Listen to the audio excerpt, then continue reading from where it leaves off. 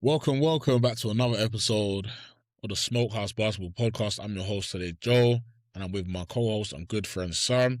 Yo, What's up, man? How you doing? good my brother. How you saying? Yeah, man, can't complain, man. So, this week we're just gonna be discussing some trade rumors, giving our insights and some players that we'd like to see get moved. Looking at some rumors, looking at maybe some players who are not at the forefront of the trade deadline, and also those big names who are maybe looking to be moved before the February 5th NBA trade deadline.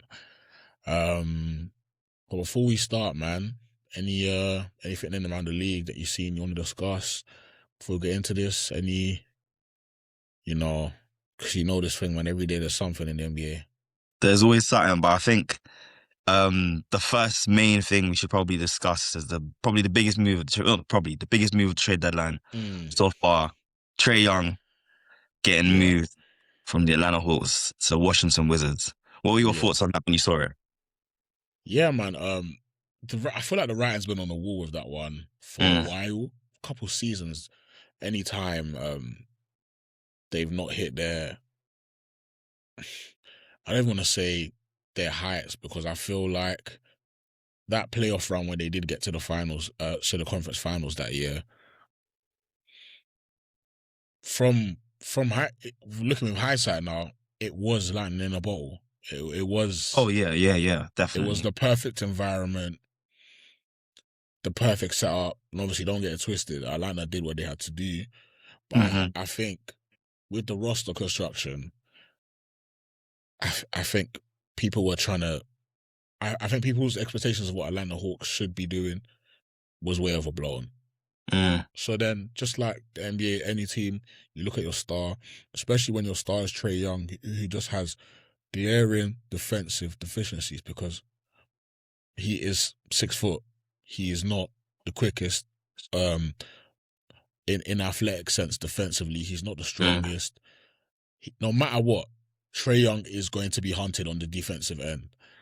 And I think the NBA as it does has changed and changed and changed again, and we're in a very much matchup hunting era. mm. Um, so, you know, and I think the main thing with the rise of Jalen Johnson's productivity and his ability to play, make, rebound, and score, and obviously he has a better upside offensively and defensively, and I don't think he's been the best recently defensively, and I think it's because of his offensive workload going up.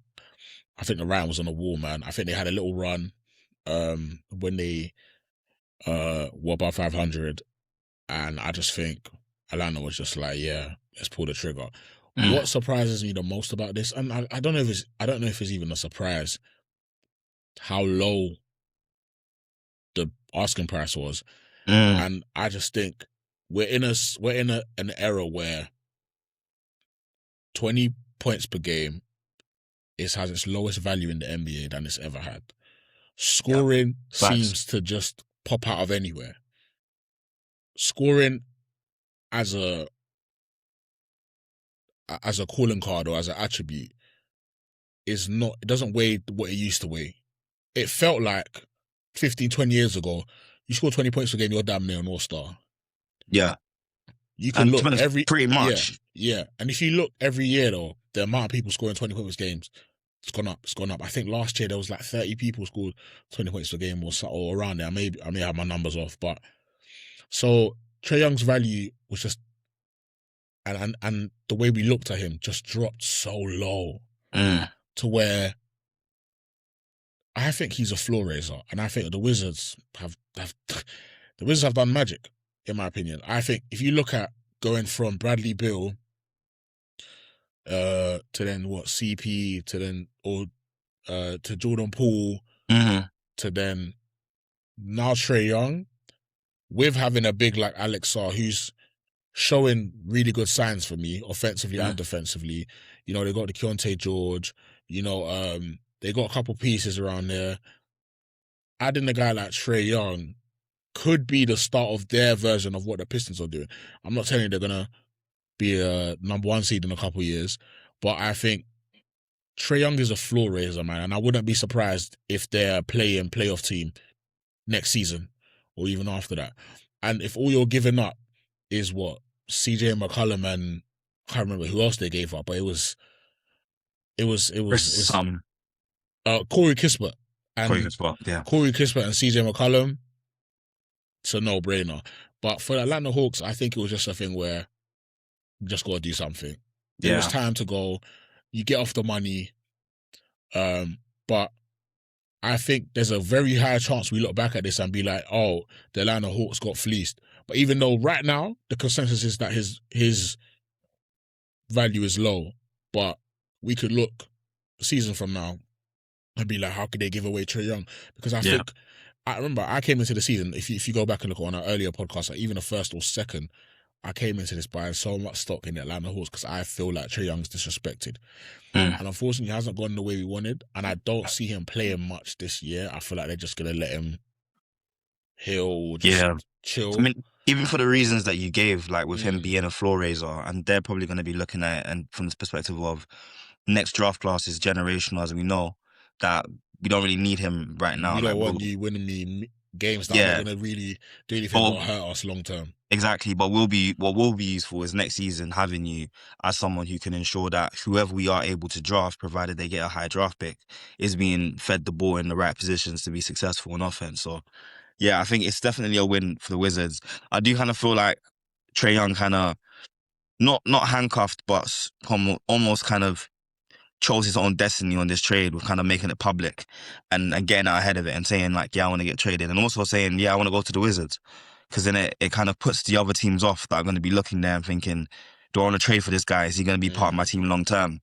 So I think if anything, Trey played it well because Atlanta could have probably got a little bit more for him if they were the ones that were looking like the sellers, or they were looking to buy potentially elsewhere and using Trey as an asset. But the moment Trey effectively forced them to be sellers in this deal, they were almost always going to get a little bit less, especially in this current market, given how much just draft picks are seen to matter. I think there was a stage in like NBA executive ship or whatever you want to call it, where they kind of just thought, buy now, win now, picks don't matter.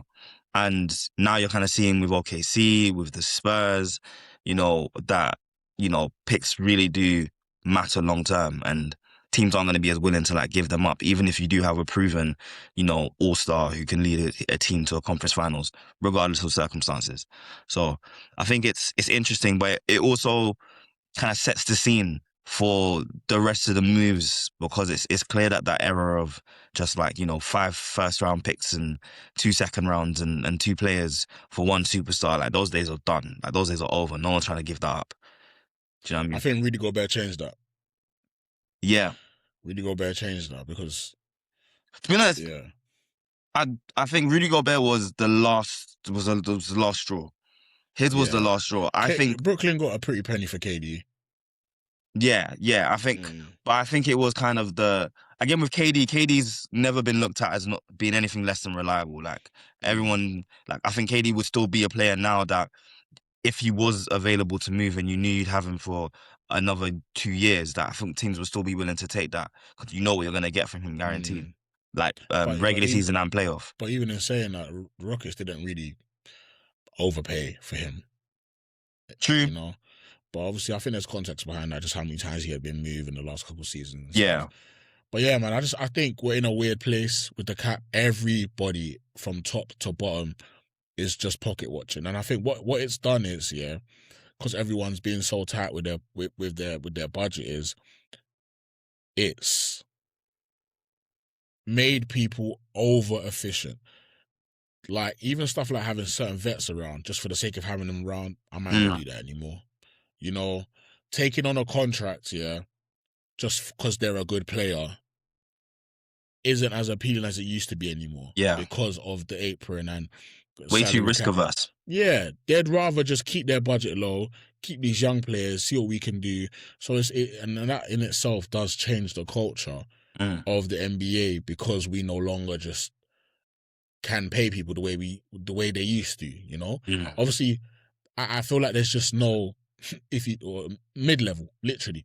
There's no mid Oh level. yeah, It yeah, feels yeah. like It's either you get superstars paid a and bag role players. or you get paid nothing, and Yeah. it's like But moving on to something that we know is not a rumor. Well, it seems like it's not a rumor anyway.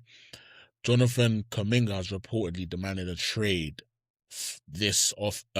before the trade deadline from the Warriors. Pretends to be shocked. This has been.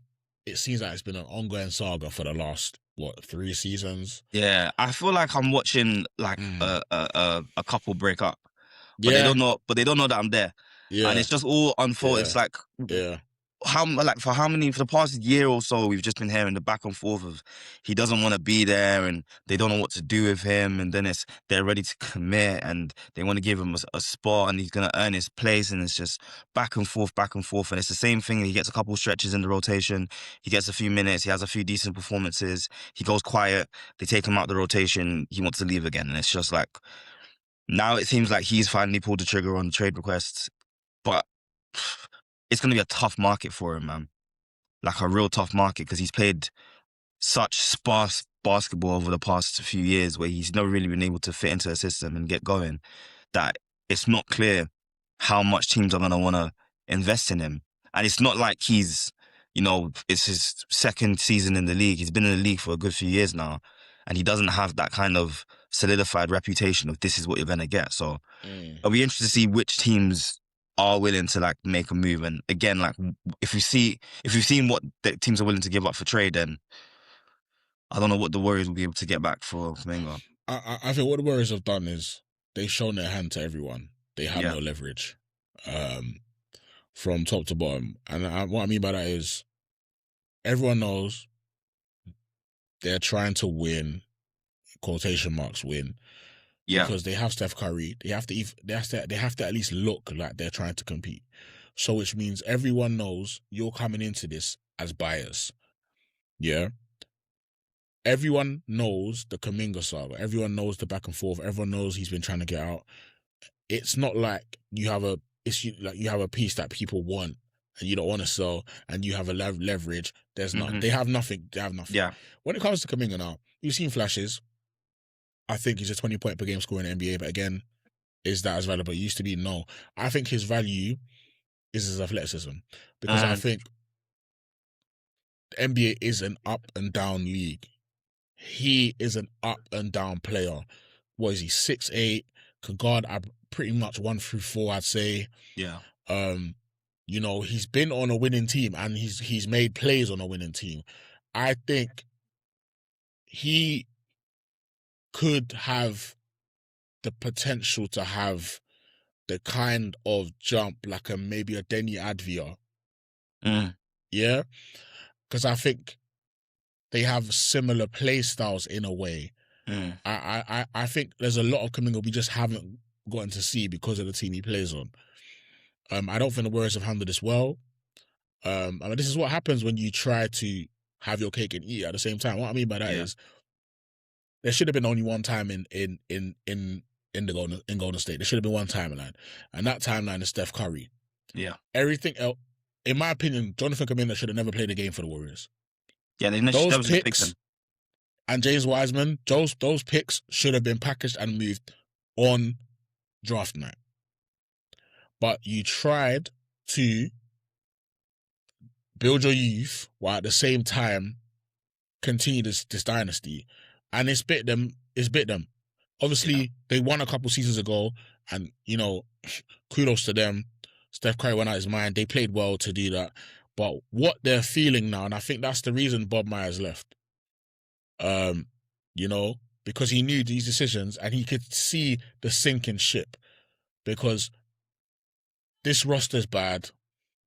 For me, there's no reason for Kaminga to be getting the low minutes he is getting. And I think he could go somewhere like a Pacers, or I was even thinking Pacers would be great for when Tyrese comes ball. back. I think he is perfect for the modern day NBA. I think a lot of teams are lacking this type of player.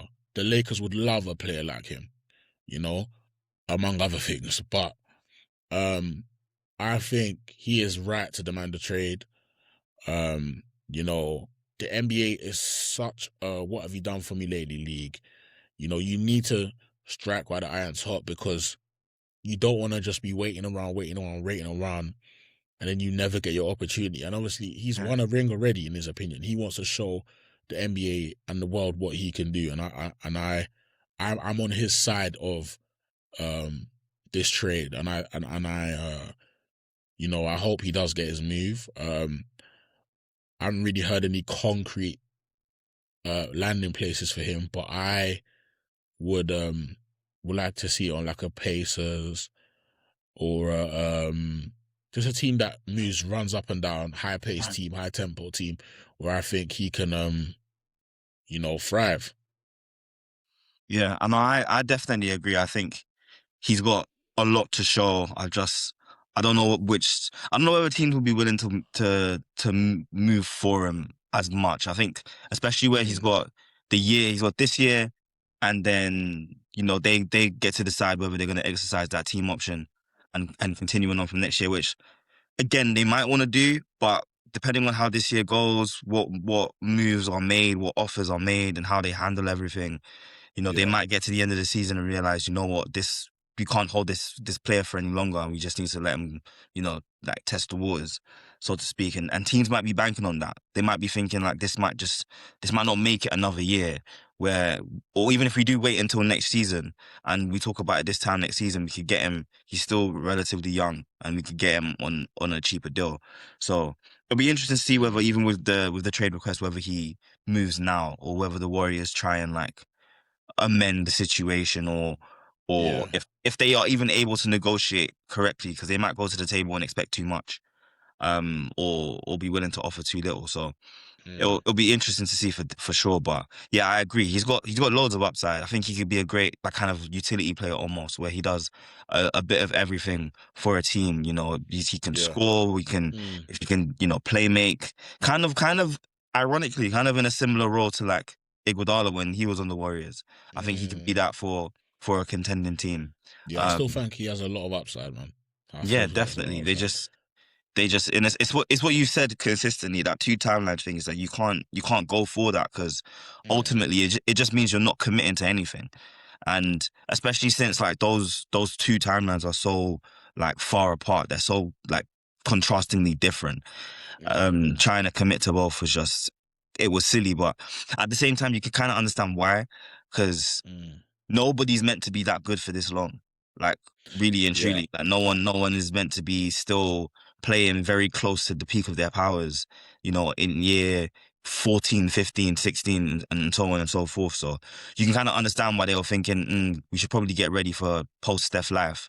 But at the same time, from a roster construction point, they haven't built for life post Steph. For So sure. yeah. And I think that point you made there is great because I think it's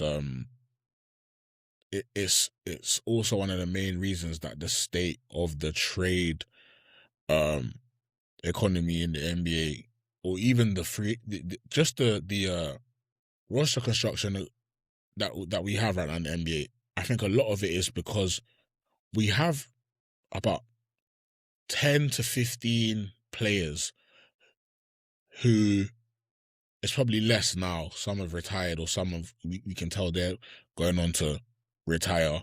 Mm, We just had a group of players who we didn't know were going to be this good for this long. yeah. And I think it's just messed up the ecosystem a bit because the way that the NBA need to function was, okay, it was a cycle of, okay, in and out, in and out, in and out. You have your period, you go, you know, you have your day in the sun, but then after that you go and be an end of the bench guy, a vet. But we just had players like Paul George, DeMar DeRozan, Russ for a long time, Mm, CP. Obviously, then we go to the big names, the bigger names in KD, Steph, Bron, who have just been so productive at such an old age in the NBA that the NBA's had to pay them max-ish money, or mm, money that normally players of their age were not getting at this stage of their career. And I think what it's done is kind of maybe also add to the ecosystem just being a bit weird in regards to when it comes to trades and what to pick. Kawhi Leonard is another one. James Harden, and it's like they are still on uh, the top end of the best players in the NBA. Yeah. If you were to split the NBA in half, those guys are more than likely on the other side or the better side of the NBA. So I think it's also added to why trade deadlines, free agency, it's all a bit weird because it's like, how long do I keep giving these people max money or giving these people, giving these greats, these GOATs who are still playing at that level, that money? How do I bridge the gap between tomorrow and today? I don't think a lot of teams have done that.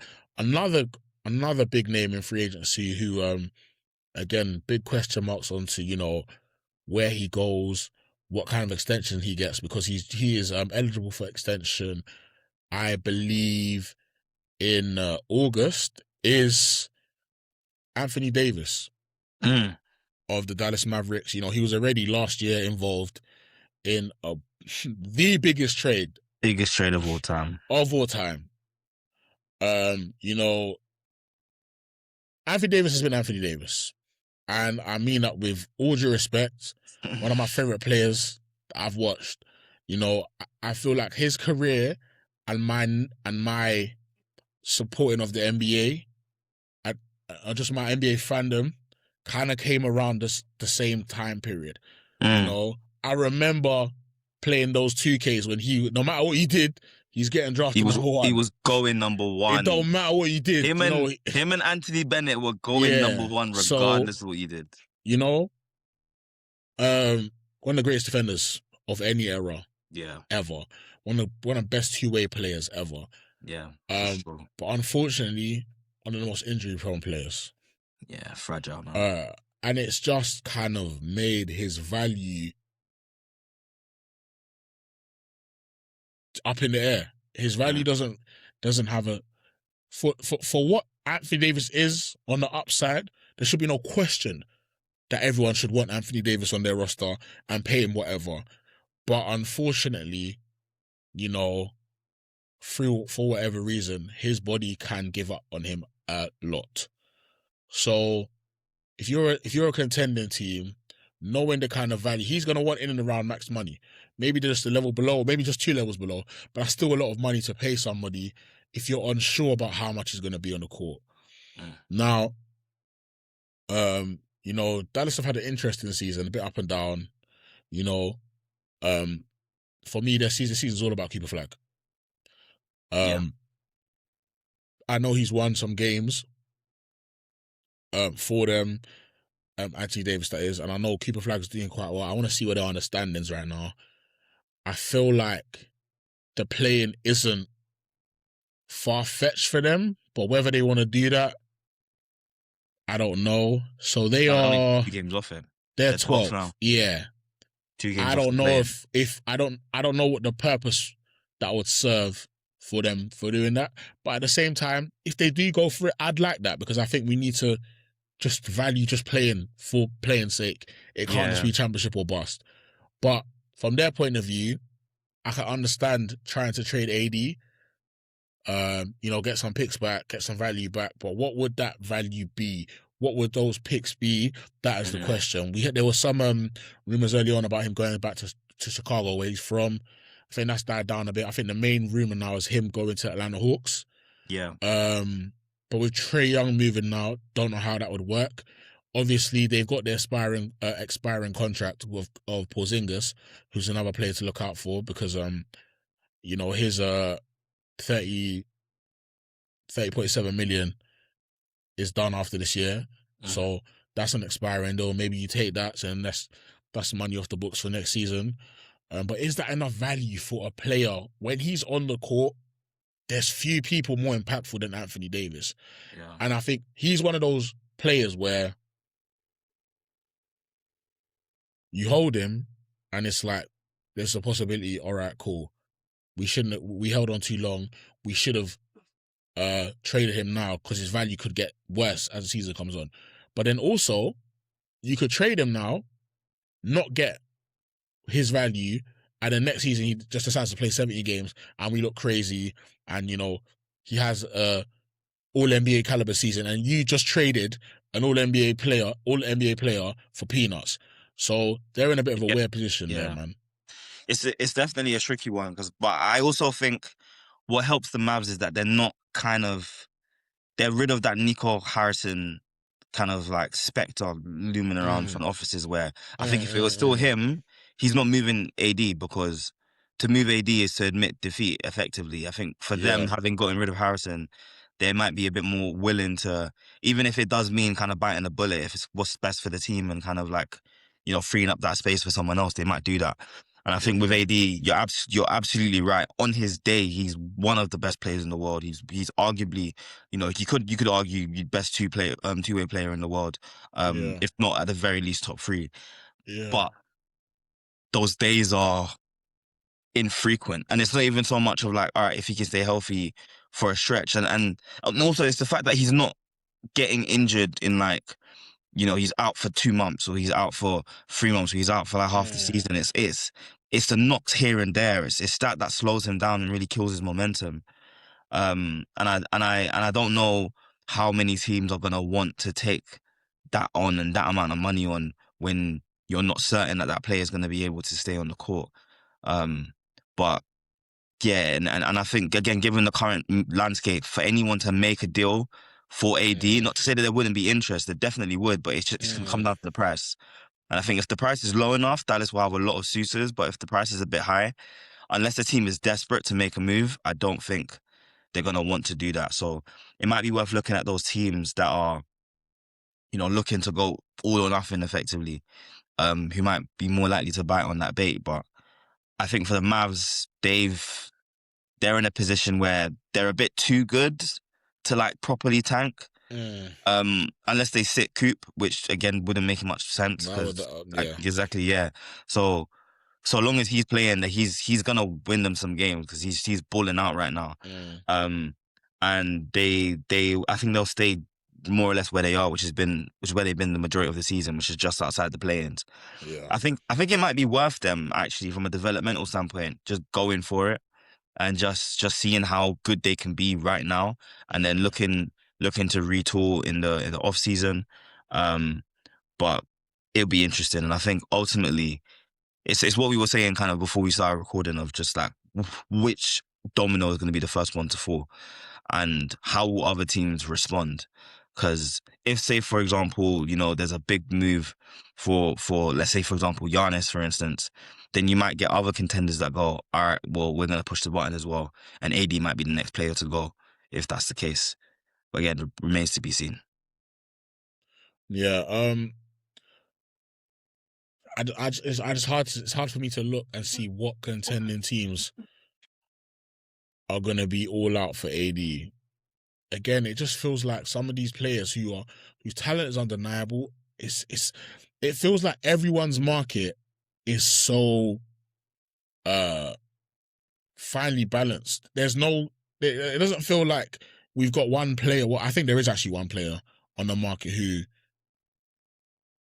whether they're on the market or not is a question, actually, but there's one player in Trade Rumours that we know, yeah, for sure, we know what their market is. It's just about whether people are going to pay that.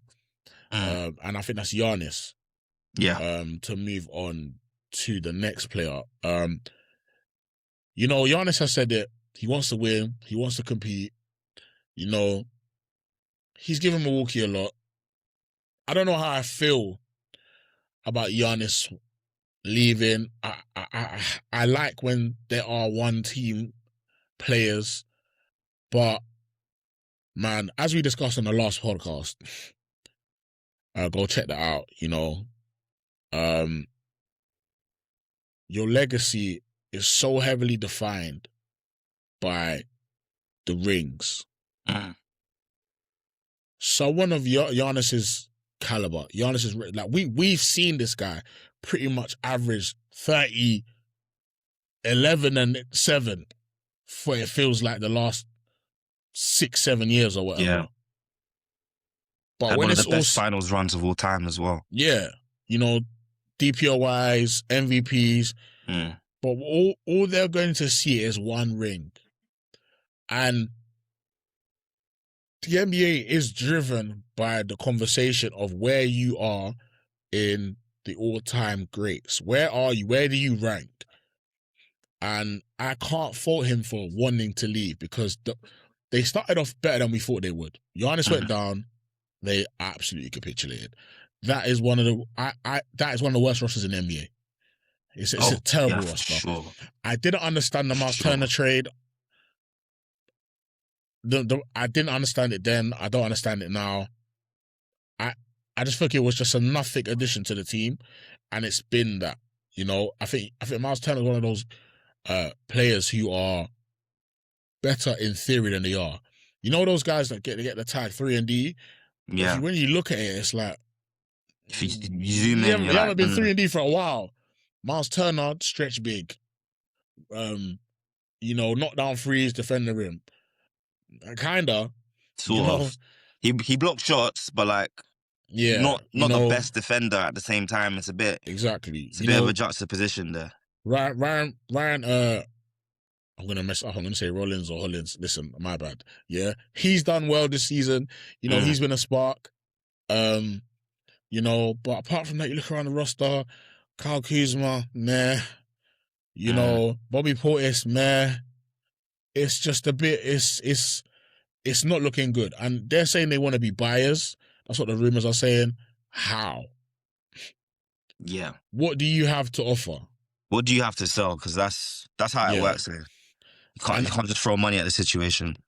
And I think it feels like they're in a push and pull of they're kind of trying. I don't know if they're trying to, but it's like we're not gonna just trade Giannis unless he openly comes out and says trade me. And I feel like Giannis doesn't want to do that for his legacy and for, you know, because if I truly believe he wants to win in Milwaukee, but I think they're so far off that. I think they're so far off that. But when it comes down to where he could land, genuinely, I don't know what team could trade for Giannis and still compete. I think there are two. There's two. Sorry, but I don't think they need to. I don't see OKC or I don't see OKC or the Spurs traded for Giannis. I don't see it. Yeah, I don't see it either. But if we're looking at like who could and be all right afterwards, like or in the future, it'd be them. But again, it's like, what's the need? Like, what is the general need? Like, you're pretty much there already as is with talent to spare. It's like, and any team that's going to be looking at training for Giannis, you're gonna want a player that can hit the ground running now, but also still be an asset for the future. And the majority of teams just aren't in a position to give that up, especially if it doesn't guarantee them a ring. Which like in today's game, it doesn't. It doesn't. Like we've seen that already with the blockbuster trades that have happened in the last few years. But in saying that, Brian Windhorst, a very credible source in the NBA world, did say there are finished deals on hold and trade progressions on hold because teams are waiting for the Giannis decision. So you never know, man. We could get something before the February 5th deadline. You know, as time of recording, we've still got a lot of time. We still got, you know, 2 to 3 weeks. I'd say we got about, what's today, the 17th, you know. We still got some time. So you never know, something like that could happen. Another player who I think will get traded before the deadline and has just been having a bad season, and not just on the court. It just feels like there's just been a bad feeling around this player, and I think he does need a move, is Jah Marant. Jah Morant's talent is undeniable. However, we've discussed this before, it feels like he hasn't taken that next step from when he first flew out the traps and was, you know, in talks of being the face of the league, you know, had all the after-court stuff, which, as we've said, feels like was blown out of proportion a lot. You know, the main thing for me is the guy don't stay on the court. That's my issue. Yeah. The guy does not stay on the court. And, you know, that draft class in itself feels very disappointing. RJ Barrett, Definitely. Zion, Jar. That whole draft class feels a bit disappointing. Now, you know, the rumors came out from credible sources that the Memphis Grizzlies are looking to move off Jah Marant and they're open to trade talks. When the Magic played the Memphis Grizzlies in Germany the other day, videos came out and it seems like him and his teammates aren't really getting along. I think it was him and Vince Young or Vince Williams, I forget his name, but and it just looks like that is over now. And a recent quote came out from Desmond Bane, talking about how Memphis miss Taylor Jenkins, and I think he was able to build an environment that just meshed well with his best player and best players. I don't feel like that environment is getting the best out of Jah, but I also feel like Jah's not getting the best out of Jah. The rumors that are circling now, which I don't really see happening, are Miami for Tyler Hero and Andrew Wiggins. Miami don't go for stars.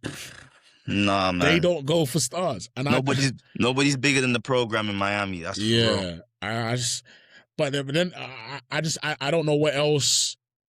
He doesn't feel like a seamless fit, but I do believe he could go somewhere who may be a team that hasn't had a lot of winning and just raise their floor a little bit, get them excited, win some games. Will we see Jah at the level that we've seen before? I don't know. But to get into the numbers, he's earning $39 million this year, and his next 2 seasons, 42.2, then 44.9. With the contracts now, it's not the worst, but it's still a hefty price to pay. So if you're moving for Jah, it's to be your best or second best player. I'm looking around the league and it's just like, again, who needs a Jah Marant? And I don't mean that in a derogatory way or a bad way. I'm just trying to think where it feels like every good team, challenging team, has a guard. Yeah, that's the thing. That's the thing. Are we looking for maybe another Wizards? But they just got Trey now. You look around, it feels like teams would rather just, invest in their young talent and give them minutes over trading for an expensive contract like Jah's. So then if you're not looking at the bottom feeder teams, then it's back to the contending-ish teams. And I just don't see a seamless fit for Jah. I don't. But it'll be interesting to see, because I think for both Memphis and Jah, it'll be good for them to part ways. I think he needs to remind the NBA of his talent. And I think, sometimes just need a new environment, man. Sometimes that's what it is, man. Definitely. I think from what we talked about already, I think it's definitely not a buyer's league. And I think for Jah, with this not being confirmed, but it being very obvious that he kind of wants out, they want to move on from him, I think it will be hard for them to get what they'd want from it. And I think ultimately for a lot of these teams, they're just going to have to lower their expectations if they want to make these moves, because I think there would be a good number of teams that are willing to take a chance on Jah if he's going to come in and be, if they're not going to give up too much, he can come in and be a second best player, maybe even a third best player, depending on the team. I don't know how many teams are going to look at him and go, all right, I want you leading my team, given how things have gone in Memphis the past few years. And again, discounting the off-the-court stuff and just looking at it from an on-court perspective, like how he's performed in the last few years. So I think they'll have to lower their expectations, lower their price tag a little bit. They'll get a few more suitors, maybe from some teams that are kind of mid-level now that might think, with an extra piece like Jah, we could perhaps contend a little bit more, push towards the top a little bit more. But yeah, it'd be interesting to see. If he was on less money, again, it's an easier move to make, but finding the right pieces to package in a 40 mil deal is just going to be difficult for the Grizzlies. And then it also begs the question of what are you getting back? If you're going to get back young players, where does that leave you with Triple J? Are you are you still going to continue? Because they were on more or less the same timeline. They were, I think, back-to-back draft picks. So, or was it the same year? No, back-to-back. So if you're then going to focus on, all right, Triple J's the guy now, and you're trading Jar away, but you're getting picks and Yeah. or young players, it's like, do you then just go, all right, we're going to full rebuild and trade away Triple J as well? So decisions they have to make, and I think ultimately, like you said, if once that trade, once that Giannis trade speculation is out of the way and that's dealt with, then teams can figure out what they want to do, and Ja might be a player on another team's list, but Yeah. yeah, Memphis are remains just in a weird space, and it's quite hilarious because the they were fine in the person West. the person doing the best out of that whole Memphis thing is Dylan Brooks. He's having Yeah, the time of his life. Dylan Brooks has turned into low-key a number one option, solidified number two option. solidified number two. Like Dylan Brooks is balling his mind out, bro. He's he's going hooping. crazy. He's Dil- going crazy. Dylan Brooks is who Pat Bear thought he was. Oh, that's amazing, right there. Because that's it. Yeah, that's exactly That it. Like, Dylan Brooks is who Pat Bear thought he was in his mind. yeah, Yeah. yeah, because like. But He's proven it yeah, on two no, different teams now. Like he can absolutely he's raise the balling. floor for your team and take you that step further, whilst also being a legit like just Mm. antagonist on the court. Just to finish up with Jar, another thing about Jar is I don't know if he cannot be the star. Do you know what I mean? From a personality perspective. Personality, play style, all of that. I don't know if, like, you look at certain players like Paul George. Mm, Paul George's play style and maybe temperament, I think has allowed him to move down pecking orders seamlessly, mm, pretty much. I think I look at certain players and it's like, does your play style, your temperament, can I see you moving down from star to second player to third option? You know, I feel, and I hate to say this, but Jar feels like one of those players where it's a flash, a really big flash, and then now you're out of the league. yeah.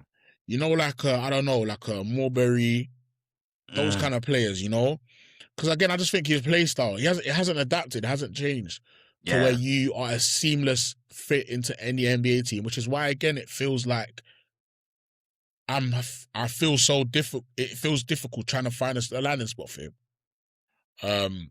I think he needs to look at Russ as an inspiration for what that kind of looks like in terms of like finding a role in a team, because I think with Jar the problem that has happened with Jar is one that's kind of like quite common with like uber athletic players, where you can get, well, I mean, athletes in general, just uber athletic athletes, where like you can get pretty much whatever you want to do or do whatever you want to do on the court because of how athletic you are, that you then neglect developing the rest of the skills. Because like, why do I, like, in your head you're like, why do I need to practice shooting when I can get to the rim whenever I want? Why do I need to practice my left when nobody can stop me going right, or things of that nature? Like, why do I need to work on like defensive instincts and timing when I can just jump the passing lane and I'm quick enough and long enough to kind of get there? And I think the problem then is for players that are kind of like that, where they have the athleticism and enough skill to make it work. I hate to say it in a sense, I'm not hoping anything bad on them, but like, it's almost as if they have to be humbled. It's almost as if you have to stare reality in the face and like for the first time realize like, no, your athletic gifts are not enough to keep you in this position. You need to work for it. And that might mean like sacrifice. That might mean you know, being willing to take less. And like you mentioned Paul George.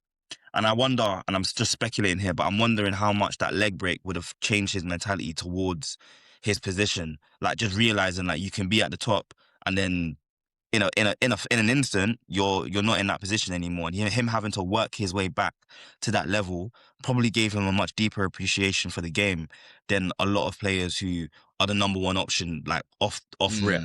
I Um, feel that, but I also feel like his play style is just easier to maneuver to any mm, team. Any team in the NBA right now wants a Paul George. Even this yeah, version of Paul George.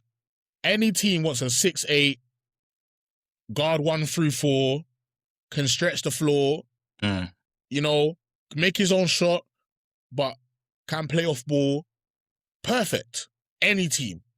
There's no team in NBA right now for me that wouldn't want a Paul George on their team. Mm. So, yeah. But I do agree with you, man. I think it's a mindset shift that sometimes, you know, a bit of turbulence in your career can give to you. But moving on to another one of the bigger, you know, trade pieces in the NBA right now. Michael Porter Jr., man. Michael Porter Jr., you know, traded away for Cam Johnson to the Brooklyn Nets and has just gone mad. But if you know MPJ, and if you followed him from high school to Missouri, you know, coming out of high school, this was supposed to be a number one pick. Yeah. You know, a damn back. That back, you know, he wears a brace today to play. MPJ is like that. He was supposed to be a number one pick. This is a 7-footer with a sniper. Yeah. If you go back and look at his high school tapes, what this guy was doing, the type of shot making he was doing, he was unstoppable. And I think, you know, he's gone Brooklyn and they've just given him the keys. They've allowed him to just, you know, they've allowed him to pretty much take every and any shot possible. And he's averaging just under 26, 7.5 rebounds, you know, 3 assists. Hey, that might be a career high. I need to go check, you know. Yeah. And I think, yeah, man, I think honestly, he's one of the better pieces to look forward to being moved this NBA season, this NBA trade deadline.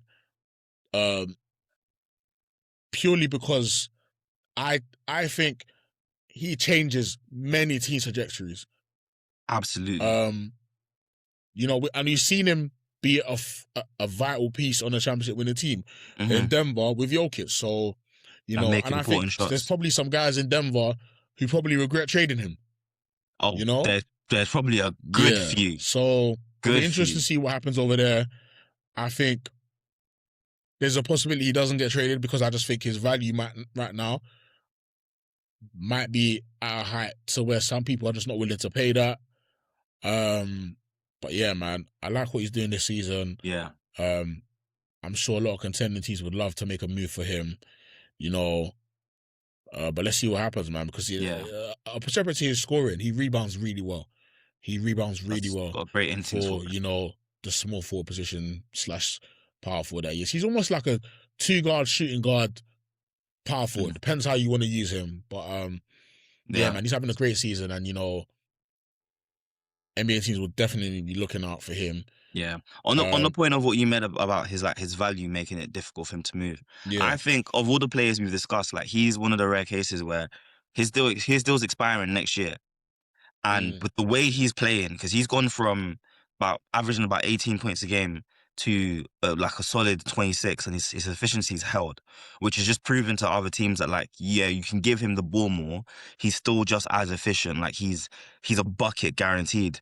And again, with his size and his ability to play multiple positions if you need him to, I think he's a player that, like, if you're gonna make a move for him, now is probably the time. I think unless, and like, God forbid, but unless like he does have like some sort of injury that takes him out for a bit of time, I think he's a player where the closer you get to that contract expiring, the more expensive he's going to be. Because he's not a player that's coming out of free agency who's currently on like 39 mils, who's going to be going down to like 10 or 20 to get a roster spot. He's going to be able to come out and probably get a max deal, or close to a max deal, given his level of production. So I think teams to be fair to him, I don't feel like he's been early on, yes, but I feel like the last 5-6 seasons, I really feel like he's been injury prone. Yeah, and I'm not even saying that he is injury prone. I'm saying like, unless that's the only thing that I think would like affect his trade value moving forward. Or deter people from being like, okay. Yeah, it's like if he was to pick up an injury. I guess so. But I think otherwise it's just gonna go up in terms of like how much they're gonna need to give up to get. I can see that. But yeah, man, it'll be interesting to see if he gets moved, and if so, where to. I'm just gonna quickly speed run through some players that we could look out for on some teams like Lonzo Ball. Lonzo Ball's an interesting one because Lonzo Ball, before the season started, was one of the,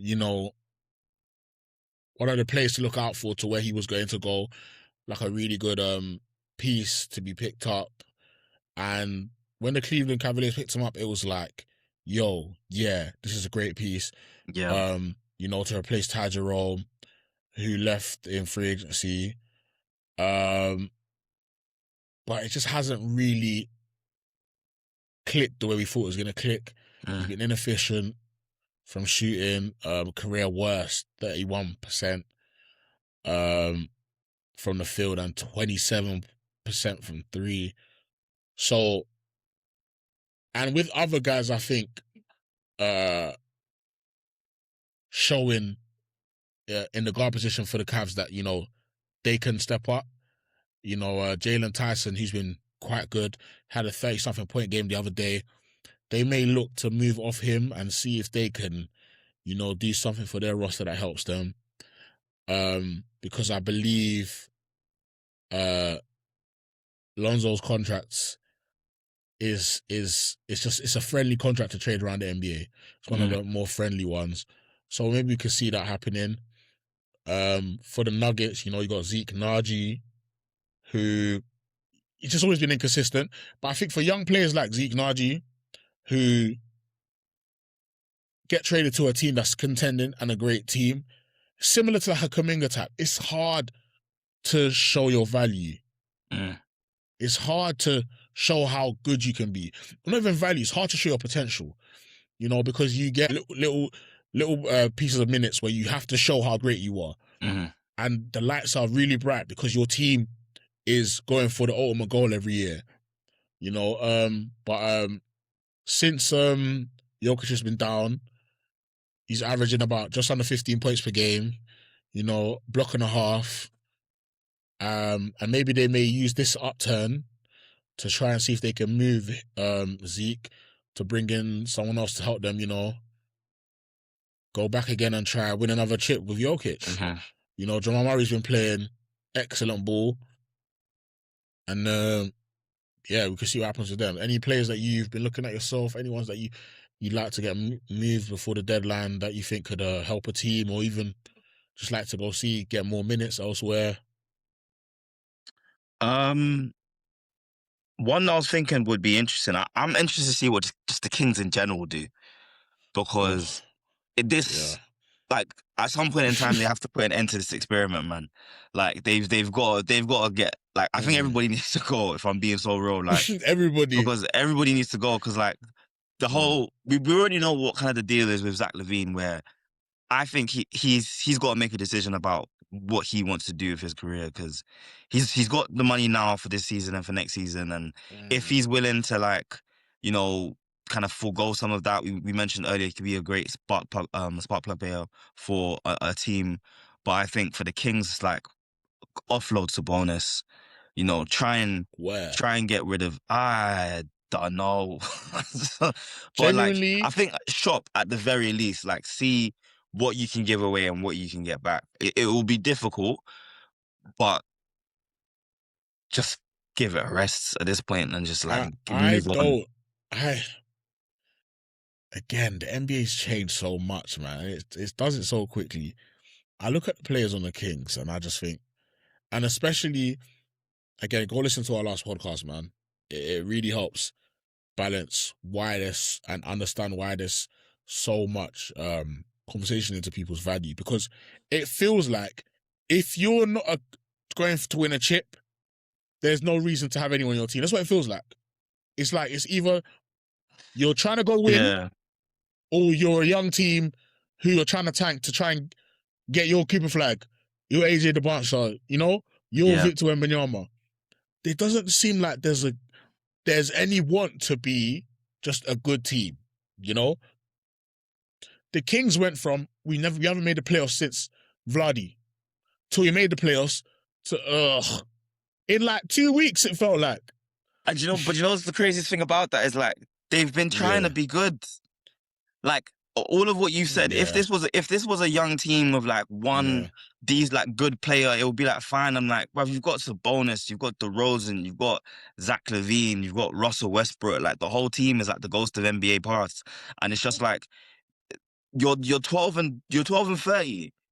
Like after all that, you're 12 and 30, and it's just like with all of those players. And maybe it's time. Like since you're already in a position where you're gonna be, looking to get one of those, young up and coming players in the next draft, why not just go all out? Why not just clear the space, get the ball available so that when they get there, they're not having to compete for touches with Zach LaVine and DeMar DeRozan and DeMontis Sabonis, who are all gonna be getting somewhere between 15 to 20 shots up a night. Like just go young and just start the rebuild and just do it the long way. And like you tried before with De'Aaron and everyone else and Tyrese, and you traded him and you got Sabonis, and like you took that, I reckon, as far as you can go. It's time. And you still tried to be good this year. You tried to go for players that you thought would maybe get you into the playoffs. It hasn't worked. Move on and start over. I think it's different if we were looking at, like, say, a team like the Trailblazers, where I'm not gonna say, push the button for the Trailblazers, because like, hey, if anything, this is your heritage. You've always kind of been just good, but never really good no, enough. but the Trailblazers are on the up from where they were. Oh Yeah. no, they're on the up, but like, are we looking at them like you're gonna be competing for the title in the year? Like, but at the same time, don't blow it up to try and restart the clock and get back there in 5 years. Keep being good, and you never know, things might shake out in your favor, and you might be the best team in the league. But for the Kings, wrap it up, Yeah. wrap them up, send them away, get some picks, get some young players. I don't know where. I don't have solidified landing spots for a lot of those players, man. And I don't really want to see DeMar DeRozan's career end in a bad way, because I think he's one of my favorite players, man. And the fact that he's carved out this career and been this elite of a player for so long, it just, obviously the game has gone away from what he's great at. So his landing spots feel a bit weird, but I'd hate for him to just be traded to a really bad team for salary dump, and I'd hate that. Sabonis, again, this is an amazing player in theory. Not even in theory, like, he's an amazing player. In practice, he was for a bit. Yeah, I don't know, man. But obviously he's rehabbing his meniscus, I believe. Since November 16th, he's been out. I don't know where he could land, but I think he could make a lot of teams better. So let's see. Another player that could be, in trade rumors, Jeremy Sohan. Our British NBA player. I'd love him to stay on the Spurs and carve out a role similar to a Draymond, Dennis Rodman kind of thing, but it doesn't seem like that's gonna happen. Yeah. It feels like he's the odd man out. I don't know where he could go. But he's an expiring contract that can be used to move in trades. But he has a very good defensive upside. He has good size. He hasn't really, developed a reliable scoring game. The free throws and the shooting it's not pretty. But let's see, man. Let's see what happens to him. But that's a name that could be in trade rumors. Then you got the guys like, Yusuf Nurkic, who I feel like they're always gonna be in perpetual trade rumors. Yeah. Vucevic's been trying to be traded for God knows how long. I don't know who would need a Vucevic that's a challenging team, and I just feel like it doesn't make sense to go from one bad team to another bad team. Yeah, Chris Middleton, he's on an expiring deal. This season, he's 33 mil. He could get moved, but he's not the same Chris Middleton. that, you know, a title contending team will be looking to get to add some scoring punch. He hasn't recovered well from those injuries, you know, but these are things that happen, you know. And everyone's gonna come back and be PG and so on and so forth. Yeah, true. But yeah, oh yeah, Benedict Mathurin, you know, the Pacers have had. I've never seen a team be at the top of the top heights and just literally crash. But you know, the draft, yeah, the draft could save them. The draft could very much save them. Because if they go and draft AJ's the bouncer, or you know, whoever to go pair with Tyrese, and then Tyrese comes back, you know, without any lasting effects from his Achilles, we just go again, man, and we just take it on the chin and we go again.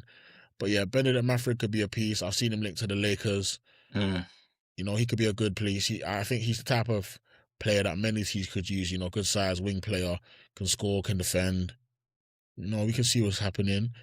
Herb Jones potentially. The Pelicans have a bunch of guys who I think could be elite on so many different teams. But I think Herb Jones potentially could get moved. Yeah, I think Herb Jones is one of those players. He's gonna get moved, probably for under his value, and they're gonna look back and be like, "Why the hell did we do that?" I love Herb Jones. I just think he's had a down year this year. I think it's just been bad. The player that I would not trade under no circumstances if I was involved in the Pelicans is Trey Murphy. I think Trey Murphy has the potential to be something crazy. I think when he came in to the NBA on the Pelicans, there was just not enough space for him to do what he wanted to do. I remember he was off the bench a lot. That right there is a 6'10" athletic sniper who can defend pretty well, has potential to be an even better defender in my opinion. Yeah. But his shot making ability with his height and athleticism, incredible. That's an all-star potential player, man. I'm not getting rid of that. No. No. Over the Pelicans, they just it's the same looming thing, Zion. What are we doing with Zion? What's happening? Are we selling? Are we buying? Who knows? You know, and I said this to my brother the other day. Zion Williamson is a Ponzi scheme that I keep buying into, though. I know I shouldn't. But the other day, Zion, it's like, if you can just, and maybe, and it's like the scam keeps getting me. And it will get me until he stops playing, I feel like. Or until it's like, okay, you know, he's finished.